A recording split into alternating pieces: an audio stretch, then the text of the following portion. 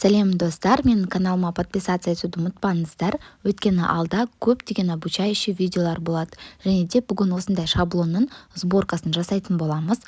Бұл жерде Қазақстан 100 грамм шоколадына обертка және де ручкаға шаблон. Бұдан да басқа шаблондар менің веб-каналымда бар. Қазір осының ішінен бір шаблонды таңдап, сборкасын жасайтын боламыз. Және де бұндай шаблонды жасалу жолы, электрондық форматта жасалу жолы өте оңай екен. Және де сборкасы ең оңай шаблондардың бірі. Сіздер көріп тұрсыздар. Мне на жерде Қазақстан шоколадты мы с вами постоянно собираем.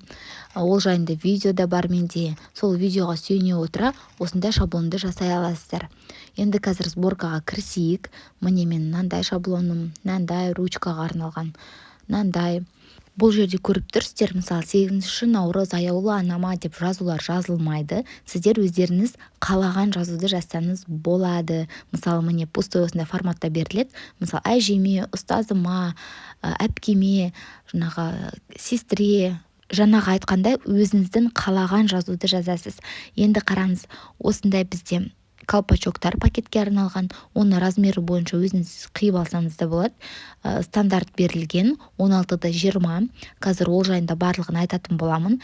Енді қазір бір шаблон таңдадым, соған сборкасын жасайық, және де сіздерге қандай қағазға шығардым, сол жайында айтып кетейін. Қазір обертка для шоколаданы ең бірінші қай қағазға шығардым? Міне фотобумага для печати А4 форматында 1800 теңге тұрады. 100 листов, көріп тұрсыздар. Граммы 115 грамм, 80-90, 85 граммдыққа шығара берсеңіз де болады. 140-180 граммдыққа да шығара беруге болады. Но лучше 115 граммға маған ыңғайлы. Мен самоклеющий бумага алмаймын. Менде всегда фотобумага, бір жағы глянцевый, бір жағы матовый. Самоклеющийдің орнына мен двухсторонний скотчты использую. Бір шеттен двухсторонний скотчты жабыстырамын, сосын кесе салам. Қазір ол жайында айтатын болам бөлек. Мынау біздің ручканың шаблонына дабл сайт дегенді білесіз. Двухсторонняя глянцевая фотобумага, граммы 200 грамм, 50 штук А4 форматында. Барлығы, шаблонның барлығы А4 форматында шығады. Запомните, бағасы 1700 теңге. Бұрында 1300, 1500 қалатымын. Осы жолы қымбатқа алдым. 1700 теңге. Осындай енді қазір бізге обертка для шоколаданы канцелярский ножбен қиып алу керек. Астына всегда қалың қағаз қоясыз. Қалың қағаз, немесе подложкаңыз болса, подложканы қоясыз. Міне осылай линия бойынша қиып шығамыз, кесіп. Линиядан шығып кетсеңіз ештеңе кетпейді. Главное, шаблон жабыстырған кезде ақ сызықтар көрінбей тұру керек. Енді міне осылай қиып алғаннан кейін қазір біз сборкасын жасайтын боламыз.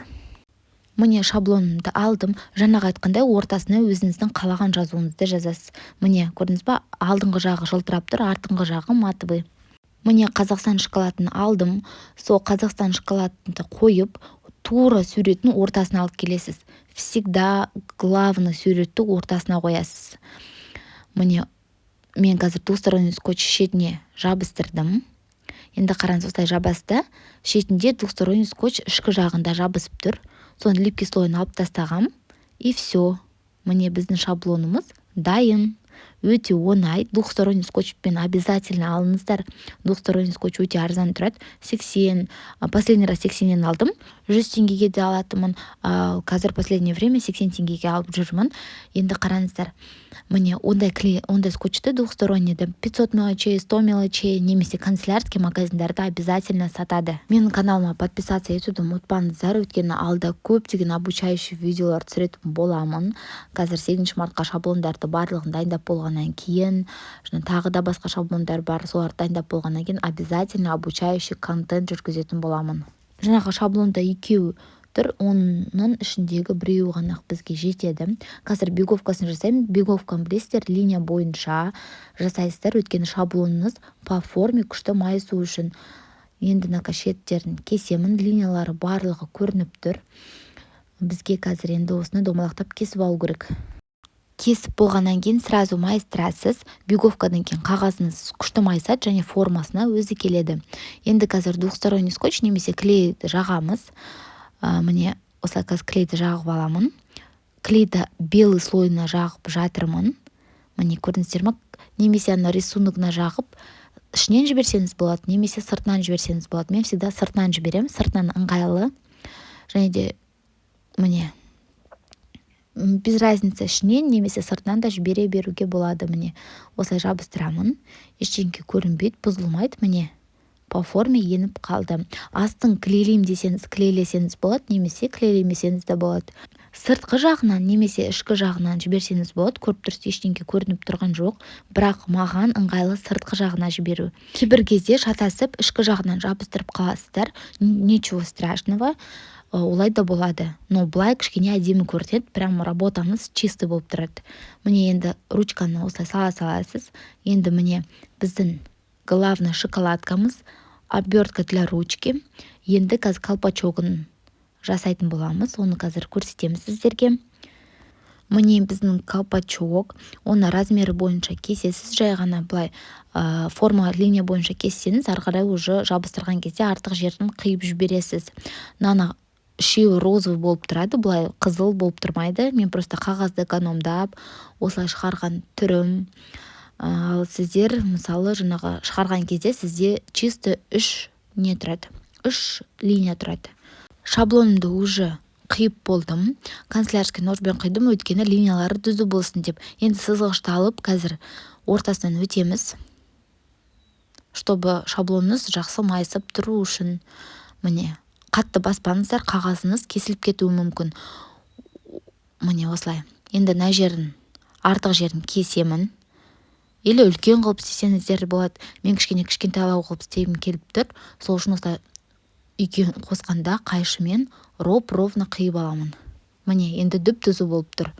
Немесе сіздер жаңағы үлкен болсын десеңіз, жаңағы колпачогы онда қимай тура ортасынан әдемілеп сызып шықсаңыздар болады. Міне пакетикті қайдан алдым? Пакет для упаковки. Қараңыздар, прозрачный, 16-20. Ценасы 50 теңге за штук деп тұр. Осының ішінде 10 штук бар. Сол 10 штукты мен 50 теңгеге сатып алдым. Всегда канцелярский магазиннан алам, канцелярский магазиннан сатады, немесе кондитерский магазинда да осындайлар сатады, немесе жаңағы 500 мелочей, 100 мелочей деген магазиндарда. Енді қараңыздар, қазір осыны жабыстырар кезде екі шетінен жаңағы степлермен өтсеңіз болады, немесе жаңағы линиялары көрінбесін десеңіз, двухсторонний скотчты пайдалансаңыз болады. Двухсторонний скотчты екі астыңғы линиясына және жоғарғы линиясына жабыстырасыз. По линия барлығын жабыстырып, жаңағы белый слойын алып тастайсыз да, міне осылай жабыстырасыз. Слойын алып тастайсыз. Липкий слой қалды, көріп тұрсыздар. Қазір екіншісіне жабыстырамыз. Осылай аласыз да екінші жағынан жабыстырасыз. Өте оңай жасалу жолы. Егер де шаблонды қолыңызға алып, жаңағы шығарып, беговкасын жасап болғаннан кейін уже барлығы көрініп тұрады, қалай жиналу керек екені. Қараңыздар, көрдіңіздер ма? Міне енді қазір бізге осылай қоямыз шаблонды. Былай жабыстырдым.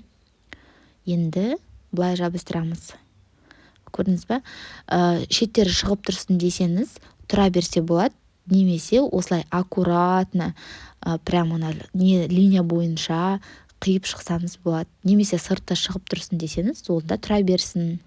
Көбісінде былай сыртына шығып тұрады, но размер сыртына шығып тұратындай да келеді, немесе алып тастағыңыз келсе, онда алып тастауға да болады. Бірақ алып тастасаңыз, прям ровно әдемі болып тұратын сияқты мен үшін. Но также, сами знаете, клиенттің қалауынша. Енді міне астындағы қазір астынан жібереміз, үстіңгі жағынан емес, астыңғы жағынан собираете. Енді міне бұлай липкий слойын алып тастадым, жаңағы қағазын. Енді міне біздің шаблонымыз дайын. Осындай шаблонды мен вип каналымнан ала аласыздар, немесе осы видеода 100 лайк және де 100 комментарий жиналса, осы шаблонды мен сіздерге сыйлай аламын. Немесе осындай шаблонның жасалу жолын мен сіздерге үйрететін боламын. Өйткені бұндай шаблонның жасалу жолы өте оңай, білесіздер. Мен үшін оңай болса, сіздер үшін де оңай. Мен жасай алсам, сіздер де жасай аласыздар бұндай сборканы. Міне біздің жасаған шаблонымыз осындай болып шықты.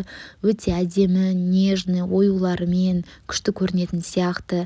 Сіздер де осындай әдемі шаблондарды мысалы анама деп, әпкеме деп, аяулы ұстазыма жаза аласыздар.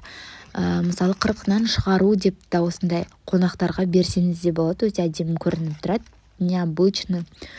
Және де менде каналымда детский шаблонның осындай этикеткалары бар. Және де есіме түсіп жатыр, бұндай шаблонға жаңағы тойларға, мысалы құдалық 1000 жылдық болсын деп, немесе жаңағы қыз ұзатуға осындай шаблондарды пайдалануға да болады. Егер де осы шаблондарды алғыңыз келсе, менің веб-каналым жайында обзор YouTube каналымда бар. Соларды қарап, одан кейін бесплатный телеграм-каналға тіркеліп қойсаңыз да болады.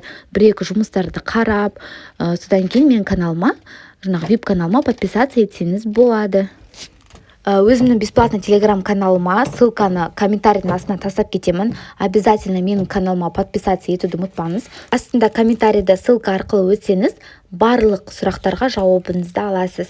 Егер де менің видеом ұнаса, лайк басып подписаться етуді ұмытпаңыздар. Алда көптеген обучающий контентті түсіретін боламыз сіздермен.